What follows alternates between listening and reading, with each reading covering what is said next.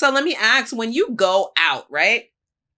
Is it let me see what I'm going to follow up on is, because from what society says, homosexual men are out here and they're fucking everything, and every night they going home with a different person. They go into a dungeon every now and then. Those are the things that's out there. That's why people are just so, so that I'm asking you. No, honestly, I'm a little more old fashioned with it. So, I'm single, so I'm very much, open to conversation with anybody. Yes. But as far as the whole, bathhouses and all of that, I don't do stuff like that. I ain't saying I won't, I just haven't. You haven't had the opportunity. Now, I'm sorry. So real quick though. Okay. One fantasy that I haven't been able to do, and I was mad because my friend did it without me. Sometimes you need your friend there for courage. Right. Like, why would you go? You knew I wanted to go. But she went to a swinger party. And I have always wanted to go to one of those. I have always wanted to go to one of those. And she went to it's like a club. Yeah. And I was like, why would you do this? And then tell me all the experiences knowing I wanted to go.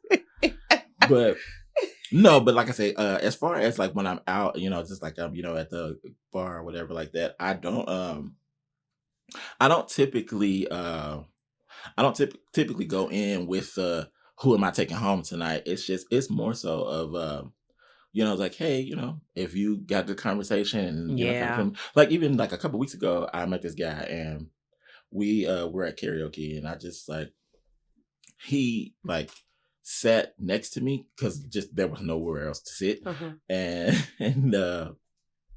we just kind of started chit chatting because we were sitting next to each other, and I eventually said, I was a little drunk, but I was like, "You're really pretty." He was like, okay. I don't think I've ever been referred to as pretty, but thank you." And I was like, "Yeah, you're really pretty. You should give me your number." Oh. And he gave it to me. Oh, shit. Okay. There it is then. There it is. So how was the conversation there? It was good. It was good. He's a nice dude. He's young, though. That's my thing. I was like, So what's the youngest you'll date? I keep getting the young ones. Well, how old are you? I'm 44. You do not look fucking 44. I would have never thought you said 44. Yeah. Oh my God. Okay, so the reason why you getting young motherfuckers is because you look young. So that's what it is. It annoys me when people... But he was 27 and I was like, 27? Yeah. Yeah. I was like, that's too Have young. Fun and throw him back. Well, that's too young. Yeah. I was like, we can hang out, but I don't know if it'll go past that. Oh, Lord. Listen, I've heard at 2 to 3 o'clock, people turn into baddies. So that's what I'm saying. That's why I said we can have some fun, but I don't know if it'll go past that, but we'll be good though. But yeah, no, I do like quote unquote the old fashioned, old school kind of ways of we meet, we talk, get to know each other, and I've had my wild times. I'm not not saying I've never, fucked on the first date or nothing like that, but that's not typically what I go for. Right. Listen, it's no shame in that. I've had a couple of one night stands myself, right? So it's sometimes a one night stand is a good thing. Listen, it's a fun time. You're right. It's no pressure, no nothing. I never have to see you again. Exactly. And even if I do, we have the understanding. Yeah. Of that was just that, and we gone on about our life. Don't get up. Because I remember one guy, and we had a very nice time. Yes. And it was so funny because we had known each other for a couple years, and then one night we was both at the bar, and I was talking shit, he was talking shit, and it was time to go. And he was like, "Where you?" I said, "Where you going?" He said, "I'm going with you." I was like, that's that confidence. He got me. He got me. I was like, all right, well, shit, here we go. Let's go then. And we had us a good ass time. Yes. And that's what I said. And like I said, but it was that understanding of that was just that night. And we still cool to this day. Right. What are some of the things that you feel that is important for a younger guy, right? to know about their sexuality if they're battling that same thing you did? Am I gay? Am I homosexual, heterosexual? Like, what is it? What kind of advice would you give them? I would say really, really get to a place, by yourself and really think about who you are and who you want to be. Not what society tells you should be. Right. Just, it's not, I'm not saying that you have to have it all figured out, but really, really invest time in yourself and figure out who you want to be as a sexual being. Because there's so many people out here who will take advantage of your naivety and try to get you into things that you really didn't want to be into. And that's one of the things, like I said, I'm grateful for in my walk with it, is that I was able to have friends and meet people who were like-minded and able to, kind of steer me away from the crazy gays, for lack of a better phrase. And, like I said, but once you really think about that and really, get a handle on who it is you want to be sexually, then, of course, always with consent, go and explore that. Because you could find that, oh, well, I'm okay. I've accepted that I'm gay, but I'm just gonna be a strict top. Never gonna let anybody, do me. And then,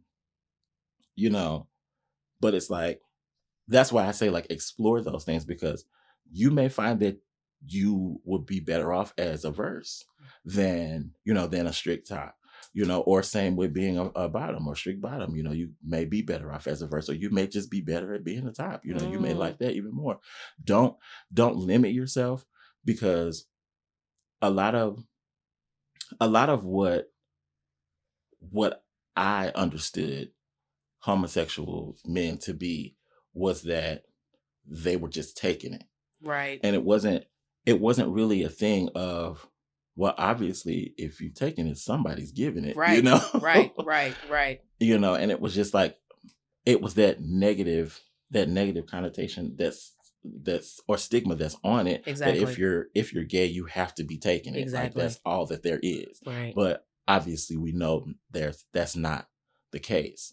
So, really, really just try to think about who you want to be as a sexual being and explore that with yourself, and and then start exploring that with other people who you're comfortable with.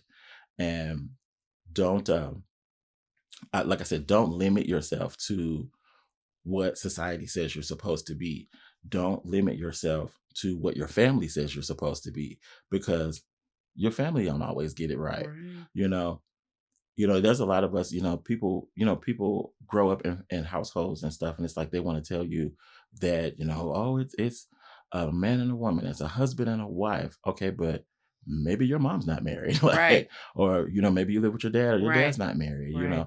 Look at the string of relationships that they, have. Like, really, really take those types of things into account and look at your surroundings and how that relates to you and how it affects you. Because you could, like I said, you could come from a family where, maybe you're living with your mom and she's got boyfriend after boyfriend after boyfriend. She can't hold down a relationship. That does not mean that you are destined to be this type of person that's just a string of bad relationships. You have the power to change that, but it's all about exploring and knowing yourself physically and emotionally, and then presenting that to someone that you care about. Right. Let me ask, have you experienced, like, I guess it's fetishization, or and how does that navigate dating and hookups for you? I've had guys that, like, have fetishes for, like, chubby guys, and the issue that I've run into more often than not is that they equate the chubby guy with having low self-esteem. Oh, wow. And I'm like, I am not that dude. Right, like, right. You better got the say wrong, with your chest. I am not that dude. Like, I don't have low self-esteem. I'm cool with who I am. And it's like, but they do, it's like, because they want to do those things, like dominate over you, and they want to spit on you and pee on you and all this other stuff like that. And I'm like, I'm not into that. Like, I'm not, I'm not out here begging for a date. Like, I mean, I ain't the best looking dude, but I look good though. Listen, you'll get a bad eye too. You know what I mean? I done pulled a few in my day. Don't play. I still got it now. Yes, yeah. Look, but, 44 uncle or not, okay? But yeah, like that's really the most like the fetish type of stuff that I've had to deal with is like just guys they want like a chubby guy because it's like they think, like I said, the chubby guys are. It's like I've never had like how the fetish with the guys, they like really big women and like to sit on them and stuff. So I'm not big enough for that. So it's like I get he chubby, I can run over him. Like, no, I'm not that type of chubby. I'm not that type of chubby. My favorite thing to tell people is I'm not that kind of gay. I'm not that kind of gay. You're not gonna do that to me. Yeah. But through this whole talk with you, I love your boundaries. I love that you know yourself. I love that you have taken this walk and really done a deep dive into who you are and how you present. And that speaks volumes because a lot of times people, again, try to put themselves in these boxes that make them more acceptable to society, more acceptable to their home and their family and the things that they have, grew up in. When you're 0 to 18, that's your mom, your dad, your sister, your brother's time to really cultivate who Courtney is going to be, right? And then in the midst of that, you're like, wait, there's something different about me. And I need to dig into this, see what this is about. And for you to have that support, did you have that support 100% in your family, or was it just your mom? Well, no, not 100%. Sadly, which is weird because I had, now honestly, the majority of my family, everybody's like, that's Courtney. He cool people. Nice. I have a gay cousin. She's a lesbian and been a lesbian for a very long time. Is in a relationship and living her life great. Unfortunately, though, her dad and I didn't always get along. My uncle, he and I didn't always get along because he did not like the fact that I was homosexual. So, he has unfortunately passed away. But we had went through a period where we weren't speaking to each other. But I took it upon myself to start speaking to him again because I looked at the situation as your ignorance of my situation does not stop us from being family. Correct. And although he had never like tried to do anything to me or anything like that, like he didn't like try to beat me up or nothing, but I mean he would say mean things about me, and I don't think that he knew I knew he said them. And it kind of like created this whole animosity between us. And like I said, but before he passed, I'm grateful that I did start speaking to him again. Nice. And I remember one of the last things that happened was we were living in Cincinnati at the time, and he had gotten stuck in the snow, and he couldn't get his car moved, and my mom told me what was going on, and I went and helped him. And he told my mom, he said, he was like, Courtney is the last person I thought would have came to help me. And I was glad that I did that because, like I said, he ended up unfortunately passing a few months later. But I know that he knew that I wasn't holding anything against him. And, I think, and I sang at his funeral. I did. I sang at his funeral too. And I was like, that was rough because that was the first time I had seen my grandma cry. Oh. And I was singing, I sung It's So Hard to Say Goodbye because my grandma loved that song. And and he was in the service. Okay. So while I was singing, they closed his casket and laid the flag on top of it. And like that took me out. I thankfully made it through the song. Okay. But like I hit the last note and I ran out. Oh. I ran out and I just broke down in the parking lot. Oh. But it was there. That was but like I said, he was the one who, at least that I knew of, that really had an issue with it. Yeah. But which is, like I said, which was weird because his daughter is a lesbian. But... Yeah, that was my question the whole time. I was like, are we talking about the same guy? Yeah, but no, like I said, my grandma, my dad, my brother and sisters, like they all know, and everybody's okay with it. Yeah. Brothers, my older brother, he's a jerk. But it's brother stuff, so he always makes fun of me for it. But it's not in a hateful type of way. It's just brother stuff. So listen, when I tell you I love your story, like I feel like you have been truly blessed. I have. Because your walk is not something that is easy. I feel like it's easier for women than it is for men. Yeah. So let me ask, how do you feel in terms of, do you feel like, how does masculinity play out in your life as a homosexual man?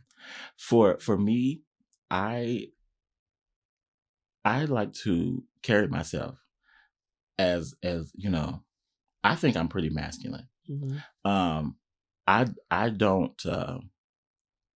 don't like that, when some guys, they come out, they have this mindset that I have to be this flashy, flamboyant kind of dude. And if you're not that, then, you're DL. And I'm like, no, or you're ashamed of your sexuality. Like, no, I'm not ashamed of my sexuality by any means.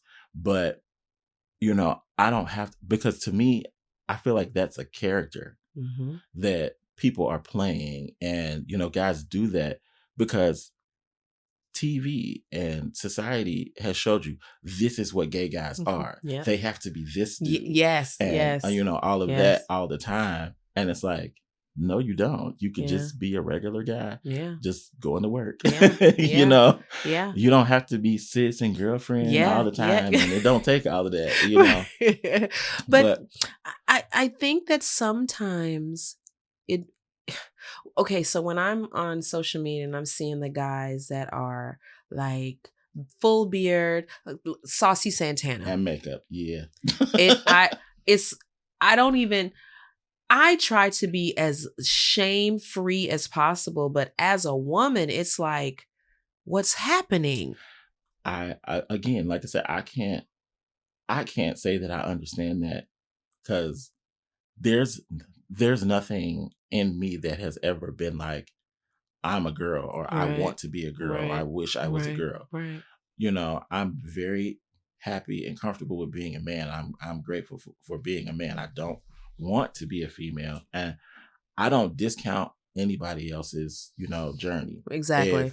If you feel like internally you're a woman, or if just wearing women's clothes makes you feel sexy, by all means, right. I'm just saying, I don't understand it. Right.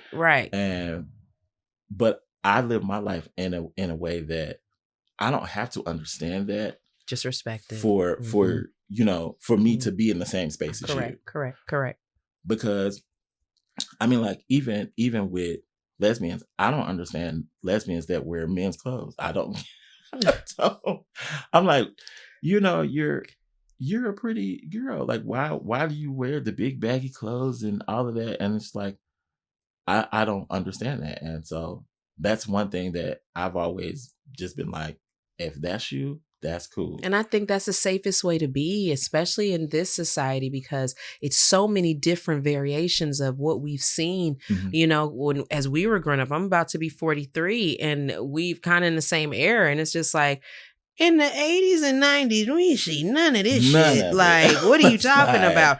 And I will say, Saucy, for me, I love his story. I love his sexual liberation. I love that he is just, very who he is, like it or love it. You know what I'm saying? That's just him. So, but for me, as a mother of boys, I don't know how to explain that, right?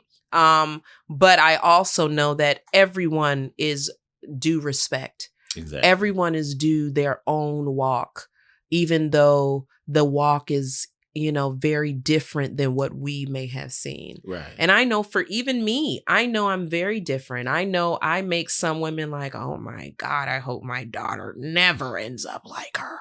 But I am very sexually liberated, but that came with some hard lessons. Yeah. That came with a hard walk.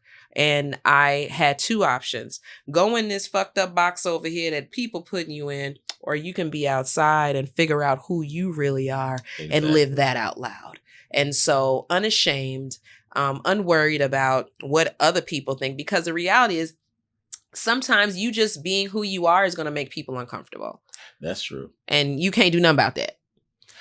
I've had so many, well, I shouldn't say so many, but enough. I've had enough, but experiences with males who are strictly heterosexual, who are sexually confused. Wow. And they have, I've had, guys that are just like, I don't want him around because he gay. I don't fuck with that. I don't want him around, period. And I think situations like that, I think that's sad that because you never know the type of person that you're meeting. Right. You never know, how you could enrich their lives or how they could enrich yours. Very true. And for you to just completely write someone off without knowing them at all, strictly because you heard that of their sexuality, it's just like crazy. It's insane. Because the crazy thing is, even if we're talking about a heterosexual person, right? Nobody knows what anybody does in their bedroom except the two people or whoever people that's in there. Because if you see some of the wild shit me and my husband, some people be like, what the fuck? But when you're married for a really long time, you have to think outside the box about your sexuality, about what you're into, about those things. Because guess what? Missionary position after 20-some years ain't that much fun. Okay? Be clear. All right? So you kind of gotta paint your own picture. And the problem or the things that I've seen is that people are unwilling to paint a picture because they're so scared to even pick up the brush. Yeah. Right? I feel sorry for people who treat homosexuality like it's a disease you can catch. Right. Just by speaking to someone or being in the same room with them. Like, it's not, it's you can't catch it. Right. It's like you either are or you aren't. You're not. And it's okay if you're not, and it's okay if you are. Yeah. It has nothing to do with it. For sure. Let me ask, have you ever dealt with a guy that is trying to advance towards you that or has a little inclination that they are on the DL?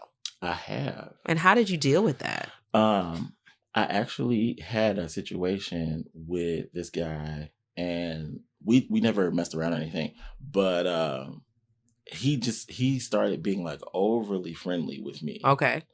And it's just like, okay.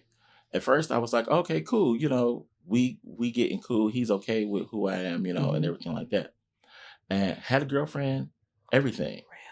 Really? And the overly friendliness started being touchy-feely. Wow. And it's like we would talk and he would like rub my back and like, okay.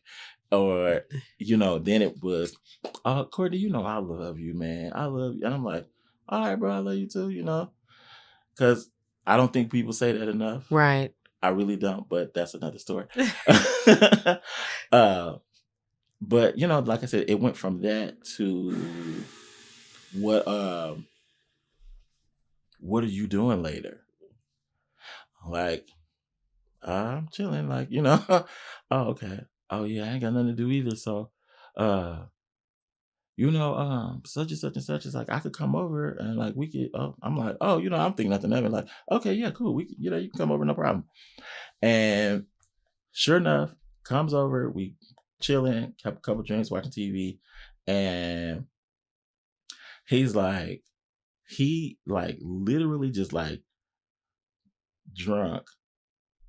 Like, damn, I need my dick sucked. And like, I'm like, that escalated quickly. I was like, well, your girlfriend's not here, so wow. I don't know what to tell you. He was like, nah, but she don't be doing it. I bet you could do it good, can't you? Whoa, sir, like this ain't that type of party. Wow. Like, I'm like, dude, I was like, I don't know what you thought was gonna happen when you came over here, but I was just, you know, chilling because you said you wanted to chill. Neither one of us was doing anything. Right. I'm not finna do that with you. Like, you got a girlfriend. Like, you're not finna have me like that. Right. Like, if I don't know if this is something you've done before, or if, you know, somehow you thought I was flirting with you or whatever, but I wasn't. Like, this you know, is crazy. I'm like, I appreciate. Thank you for thinking of me, but please don't.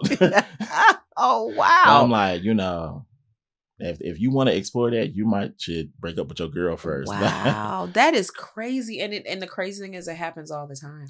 And but see, the thing is that that's also one of the mindsets that guys have. Like we were talking about earlier, it's like they just think, oh, you're gay, so you go for everything. Right. And it's like, when you, and thankfully we didn't have a falling out or anything. He just was like, my bad, I'm drunk, bro. You know, kind of like that, tried to play it off.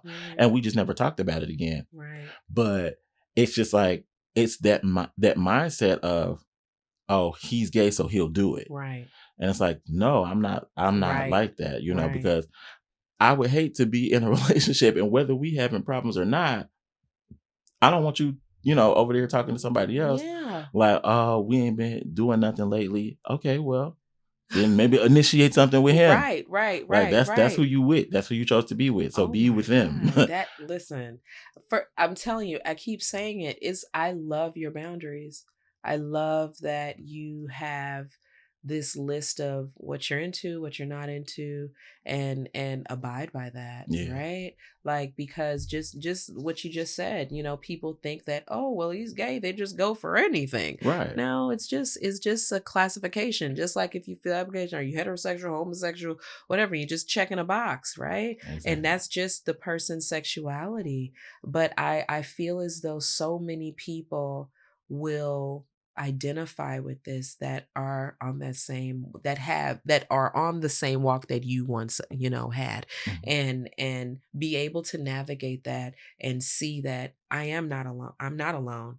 I'm not crazy. You know, I know what society says I'm supposed to do, but this just feels right. And for you to know that, and then have the backing of a lot of your family, it just speaks volumes. Oh my God, Courtney, thank you so much for being here. Thank you. I appreciate. Listen, I love talking to people and just taking deep dives in things that a lot of us speculate about. And I can, you know, but I do have a question. What is a verse? Because you were talking, I was like, what the fuck is that? A verse is a guy who tops and bottoms. So versatile. Yes. Okay. So do you identify as a top or a bottom? I am verse. Oh, hey, hello. Because I mean, look, it's sexuality. Why not? Right? You play with mine, I play with yours. You know? Listen. I love curiosity. Curiosity, it calls for better sex. Yes. It calls for a deeper dive when you can have the understanding and the knowledge, so you know how to move now, right? And I think when people are random in their sexuality, so for lack of a better term, it makes for better sex. So if you do the same shit all the time, it becomes very mundane. But when we are this, okay, let me see. Oh no, that look fun over there. Right. It starts say, maybe I can get into this and let's see what happens. And you just let the energy tell you what it is. Exactly. Like you just let the energy be what it is. Yes. And then you tap in and it's like, okay, I kind of like this. Maybe I'll try that again. Or okay, this I wasn't too much into. Okay. Like, I don't like that. Right. But, right. you know, and it's just, but like you said, it's all about just navigating that and exploring for sure. those options and, you know, being with someone who is comfortable with the same, you know, with doing the same. Yes. And, you know, you can have your boundaries, you can have your restrictions and be like, you know, some people, I'm open to exploring things with you, but here's what we're not going to do. Like if we get, you know, start getting too far gone, right. I just want to set this up right now that this is something I will not do. Yeah. You know, and stuff like that. And like, because I don't like my nipples played with. I don't know why, but like people, like they like to squeeze nipples and I'm just like, I don't like that. Right. You know, so I have to tell people that like before we get to going here, hey, no, I don't like that. Don't pinch my nipples. Don't do that. Does that immediately turn you off? It does. It's like, because it's not, it doesn't do anything for me sexually. The sensation it just hurts. is not there. Yeah. The sensation is on the negative end of it. Yeah. So, and it's like, I was like, this is just pain to me. I don't like this. So there's no pain involved in the sex that you're having. Oh, no. I don't. I mean, I don't mind a little bit of. I'm just like my nipples specifically. I don't like my nipples being pinched. And it happened one time, and it was just like he just wouldn't stop, and he was like squeezing the shit out of him, and I'm like, bruh, okay, yeah. So just ever since then, I'm just like, nah, I'm cool. So let me ask, do you feel that, or how do you feel about the representation that homosexuals have in porn? In porn? Because see, okay, I'm going to be honest, I have watched some variations. Okay. And, you know, it's like the homies, and then they just get into it to the... Oh, I don't know what to do. Can you help me? And then it's like, oh, yes, I can help you a lot. Yeah. I can't stand this. He said, oh, yes, I can help you a lot. You know, silly. I have, but I've seen the variations of it. And it's like, it's funny. It's just funny to me because now one thing I don't like that is represented in porn, period, whether gay or straight porn, is the dad or the brothers. Yeah, that's and like, oh, I fucked my mom, I fucking my brother. Like, no. But you realize that ancestral like fantasies are the highest rate of fantasies. That's gross. Yeah. Because fantasies, once you say fantasies, people go to the dark side. Yeah. Nobody has mundane, regular, missionary position fantasies. They have fantasies about the wildest shit that and a lot of times it is things that are society says no. Right. So that is what, you know, for me, my fantasies, I ain't gonna lie. Half of them I will never do in real time, okay? But it's fun to talk about, okay? Right. It's an amazing talk about. But for me to be like, yeah, I'm gonna, no, I don't even have that in me. I'm just gonna be honest. Like, but me and my husband talk about that shit like it's happening tomorrow, okay? I promise you. But if I go in my room and that fantasy is set up, I'm gonna pull the door back and I'm gonna go to my mama's house for the night, like okay? I clearly walked in the wrong room. Right. Let me go over here. Right. Oh my God. Courtney, I have so enjoyed this conversation. Me too. Like truly, thank you so very much. As a woman that in my whole sexual liberation, it's so awesome to see somebody that refuses to be in the box and is willing to live their sexuality out loud and walk in their own lane, in their own space, with a smile on their face, saying, world, this is me, like it or love it. This is who I am. So thank you so much for being here. Thank you. I truly appreciate you. Listen, I'm going to have a sex symposium for men right after my women, and you got to be there. I would love for you to be there. Yes, indeed. Yeah. Yes, indeed. Thank you.